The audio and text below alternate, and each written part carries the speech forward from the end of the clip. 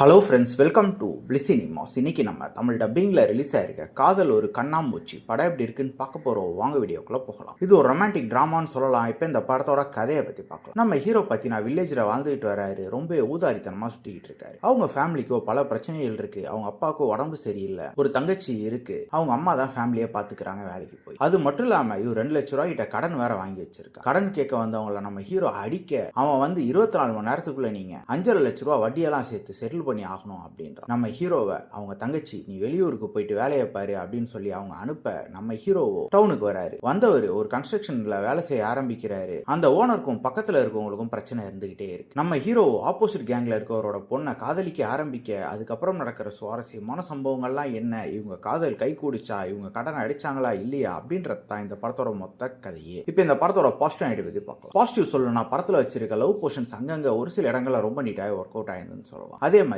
நம்ம hero ஹீரோனோட performance ரொம்ப இயல்பா ரொம்ப நல்லாவே இருந்ததுன்னு சொல்லலாம். படத்தோட பேக்ரவுண்ட் ஸ்கோர் ஓவரால் நீட்டா பண்ணி கொடுத்திருந்தாங்க. இந்த படம் பார்த்தீங்கன்னா ரொம்ப லோ பட்ஜெட்டான ஒரு படம் தான். அதனால சினிமோட்டோகிராஃபி, சவுண்ட் எஃபெக்ட்ஸ் எல்லாமே ஓரளவு ஓகேவா இருந்தது. அது மட்டும் இல்லாம படத்துல ஒரு காமெடி போர்ஷன்ஸ்லாம் பெருசா ஒர்க் அவுட் ஆகல. இந்த படத்தோட நெகட்டிவ் பத்தி பார்த்தீங்கன்னா ஸ்கிரீன் பிளே தான். ஒரு டெம்ப்ளேட்டான ஸ்கிரீன் பிளே தான் எழுதி எடுத்திருக்காங்க. ஒரு லவ், ஃபேமிலி ப்ராப்ளம், அதுக்கு நடுவில் வர சின்ன சின்ன பிரச்சனைகள், அதையும் தாண்டி பெருசா ட்விஸ்ட் அண்ட் டர்ன்ஸ்லாம் எதுவுமே கிடையாது. ரொம்ப ஃபிளாட்டான ஒரு ஸ்கிரீன் பிளேவா தான் இருந்தது. ஹீரோ ஹீரோயினை தவிர மற்ற எல்லாரோட பெர்ஃபார்மன்ஸுமே ஓரளவு ஓகேவா தான் இருந்ததுன்னு சொல்லலாம். மொத்தத்தில் என்கிட்ட கேட்டீங்கன்னா இந்த படம் ஒரு பிலாவரேஜான படம் தான். வேணும்னா ட்ரை பண்ணி பாருங்க. இந்த படத்துக்கு நம்ம ரேட்டிங் கேட்டீங்கன்னா 10க்கு 5 மார்க் கொடுக்கலாம். இன்னொரு வீடியோவில் சந்திக்கலாம்.